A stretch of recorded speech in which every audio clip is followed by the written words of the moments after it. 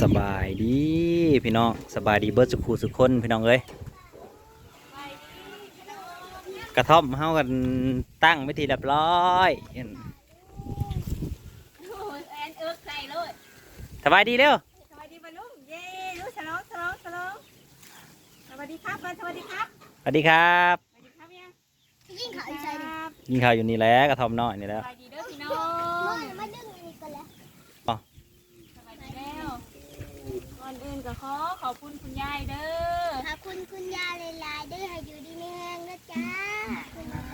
ได้กระท่อมน้อยเพราะได้นั่งเล่นจะได้ก็ขอบใจแม่หลายๆเนาะที่ซื้อกระท่อมน้อยให้ท่านว่าน้อยให้แหละได้นั่งนำกันเบิดแล้วย่ามมันฮ้อนพอแหละมันบ่มีบ่อนอยู่ย่ามพอแหละเดือนหาย่ามมันฮ้อนสงกรานต์จะรอดเด้อยันมีลูกแม็กอยู่แถวนี้ลูกแม็กซี่ก็ดูกระเดยอยู่นี่อย่าให้รอดเด็ดขาดเดี๋ยวพอมีเวลาพออย่างที่ไปตอกมันออกตอกลูกแม็กถบลงยันทำหน่อยเป็นขนาดอะไรดีใจลายใจแม่ลายที่ขอบคุณลายที่ซื้อให้เนาะด่วนก็เขาคิดว่าจะได้เมื่อวันประหัสเพิ่นว่าเมื่อวันประหัสไปแล้วเพราะว่าสิมาส่งแล้วสันไปขึ้นทั้งเที่ยงก็พี่น้องเอ้ยเอาแกงหน่อไม้ไปเบิ่งน้ำกัน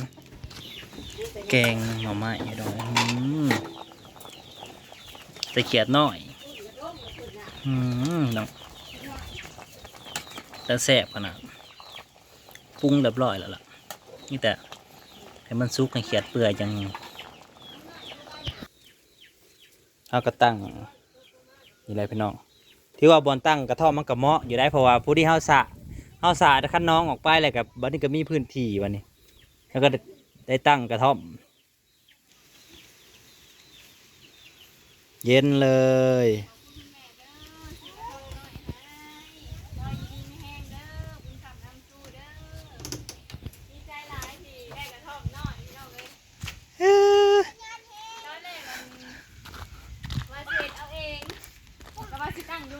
เพิ่นมาที่ตั้งอยู่นี่แหละสิเฮ็ดเอาเองกันพอดีเพิ่นมาเห็นคลิปเลยว่าไม่ต้องเฮ็ดแล้วเดี๋ยวแม่ซื้อให้เพิ่นว่าโอ้ยดีใจแห้งเลยเนาะบ่คิดว่าสิได้แบบงามๆคือหมู่นะ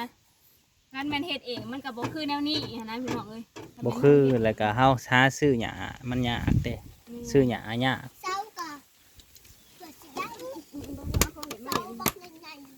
าบักใหญ่ๆเลยก็เลยกระท่อมตัวเก่าก็เลยเอาไปตั้งไว้ข้างน้องบาดนี้ไปย้ายไปพุ่นกระท่อมต้นน่ะตั้งอยู่นี้ไว้นั่งเล่นสมมุติว่าเฮาปลูกก็คือว่าแหละเทื่อมันเป็นสวนที่เฮาก็สิปลูกต้นไม้ต้นหยังเบิดเวลาเฮาอยากไปนั่งเล่นอยู่พุ่นก็นั่งอันนี้ก็ไว้รับแขกผู้มาหาหรือว่าคนมาเล่นน้ำนั่งเย็นเพราะว่าอยู่เที่ยงหน้านะมันร้อนเห็นบ่หลังคามันต่ำๆหนึ่งบัดนี้สังกะสีมันร้อนมานั่งลองเบิ่งมาขึ้นดูกระท่อมนี่กระท่อมน้อยนี่มันท่านได้ขึ้นทั้งบ่อยต้นน่ะต้นนั้นบาสวงจับยุบตาบอดแล้วก็ขึ้นมือขึ้นผนังในนอนเย็นบัดนี้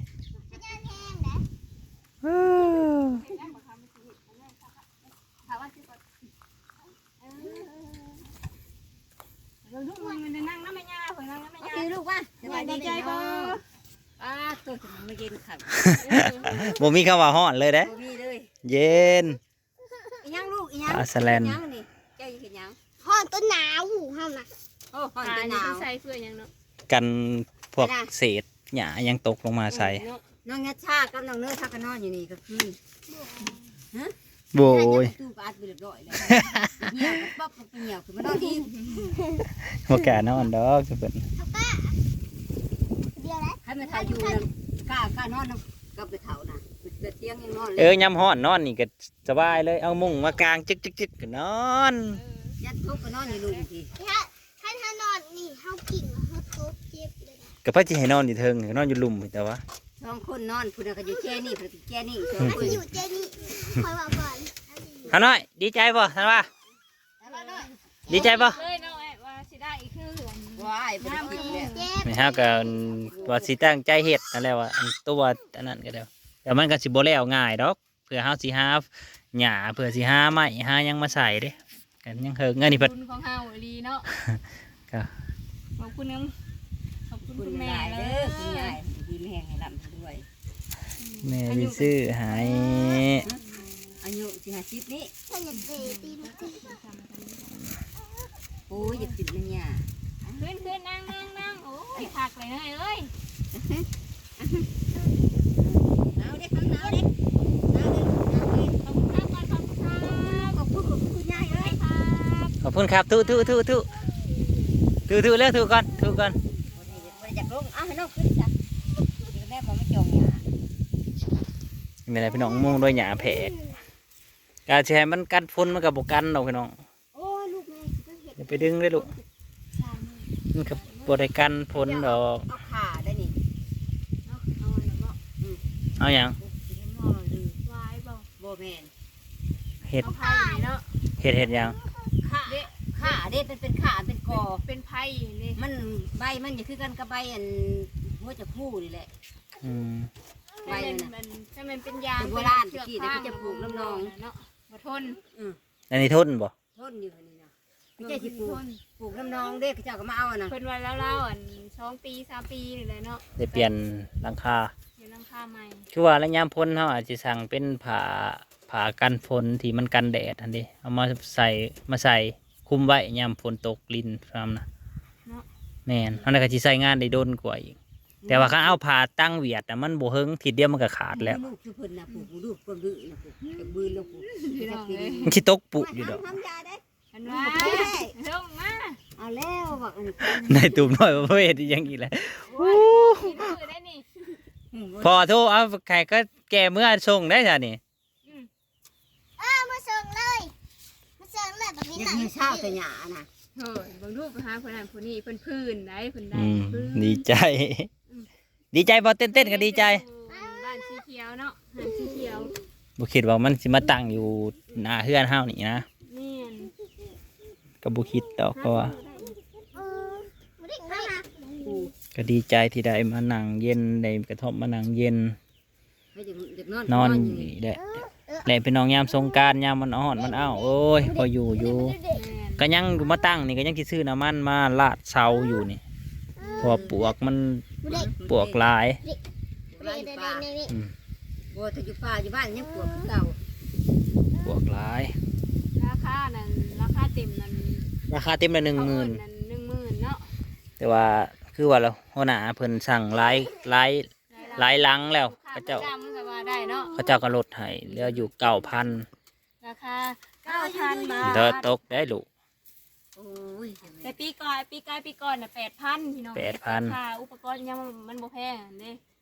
มันก็ขึ้น มึง ตามปี แม่ มันเนาะ แม่คนจะไปเช้าหยาอีกนะฮะมือบาทนะมือบาทแล้วก็ให้ได้บันเสพ โอ้ยขึ้นลงสิว่าเอ้ยบาด มันจะได้กินข้าวได้อีบ่บาท งานงอกแล้ว งานงอกแล้วป้าลุงเอ้ย เพิ่นยังพื้นอยู่ดอกใหม่ๆนี่เนาะ ระวังเรื่องหยามันตกกินแล้วมันเช้าแม่นะโอ้ยแล้ว ตัดออกนะเขาอ่ะ ว้ายตัดมาตัวนี้บอกว่า เบิ่งสิกัดหามันเบิ่ง มันก็จะได้หนีบหมองคือว่าอ่อนแล้วแต่มันเพื่อยนะมันสิดึง เน็บรถเยี่ยมกินข้าวอยู่นี่ก่อน ไปเบิ่งดูแม่หมอเป็นอะไร ตึ้งขอบคุณครับกันโอ้ยดีใจแฮงแม่นดีใจแฮ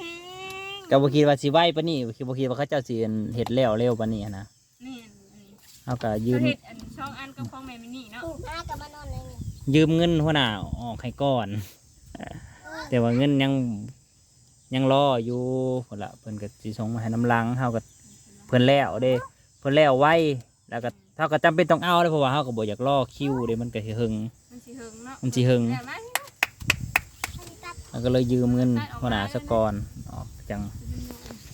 มันเลยจังให้เพิ่น ปลาโค้งอีสังใดคือกันใด แบบว่าอันนี้จะได้เนาะ นี่ปลาเด็กคือกัน ขาดอันนี้ แล้วเขาปลา อันนี้ ตั เรา ด พยายามเอาเบิ่งว่าลำเลียงอันเล่าเผารถเล่าขายเล่ามานอน บ่ตกเลยลูกบ่ไป มานอนเบิ่งมาแรงครับนอนดูน้อยเนาะมาแรงเนาะ เอาไว้นี่ก็ได้ มาแรง นี่โทรศัพท์ไว้นี่ก็ได้ มานั่งอยู่นี่ผัดเพราะมีสัญญาณอยู่นี่ สัญญาณเน็ตก็แห้งบ่เนี่ย อยนั่งเลยแบบนี้อันนี้ไปแล้วก็เลยเนาะเลย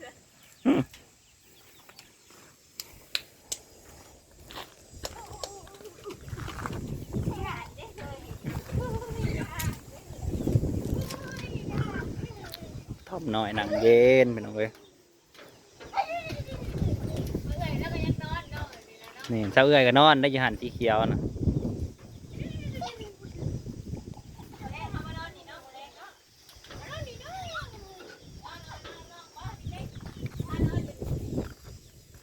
เด็กน้อยอย่ารอดเด้ออย่าลูกแม็กตำหัวแต่ว่าไข่อยู่ดอกเพิ่นใส่ไหมตัวนี้ ลูกแม็กมันบ่ได้ซอดทางนี้เพิ่นใส่ไหมอันใส่ไม้ไผ่เลยอันตรายแม่นเขาเจ้าใส่ไม้ไผ่เลยลูกแม็กซอดเบิด แต่ว่าจางแต่ข้างล่างนั่นมุ้งละไม้ ข้างล่างสิมุ่งลงมาไกลกว่านี้ แต่นี่แค่ไข่ยุ่งเขากันเนาะ ธรรมดาทำนี้โอเคอยู่ดอก แม่ห้องงอกก็ท ทำนี่บอกคืออย่างไรบอกทำนี่นะคะ ก็แล้วปุรีลมผัดปุรีลมผัดเนี่ยมึงยังก็เห็น ดีใจแฮง ำ นั่นแล้วพอได้ยังสิตอกลงอยู่เดี๋ยวยังสิตอกยันว่าคำหน่อยหมุดเข้าไป มาได้มานอนนี่เนาะมาได้นี่เนาะข้ามหน่อยมานอนนี่เนาะ ระวังเด้ออย่าไปหมุดเข้าไปแล้วแทงหัวแท้ๆเลยระวังน่องคือกันเดี๋ยวมาแรงพอเดี๋ยวกินข้าวแล้วพอได้จะสิตอกทบลงยันน่องอันหมด ไปล้างลงไปล้างลง หัวไปตำเหนียวเลย อืม ไปล้าง พี่น้อง ไปล้างลงไปล้าง กระท่อมใหม่ไว้พอกันใหม่เด้อพี่น้องเด้อขอบคุณหลายที่มาหับส้มเนาะขอบคุณเบิร์ดสุขุสุคน แม่เขางอ คนที่ซื้อให้ก็คือแม่ทั้งต่างประเทศพนละคนที่ซื้อรถจักรยานไฟฟ้าให้น้องเนยนั่นละเพิ่นก็ซื้อให้พอได้นั่งเย็นก็ถือว่าขอบคุณหลายๆแม่เอ้ยให้อยู่ดีไม่แห้งร่ำรวยเงินทองเด้อให้มีแต่ความสุขบายบายเร็วบายบายเร็วบายบาย ให้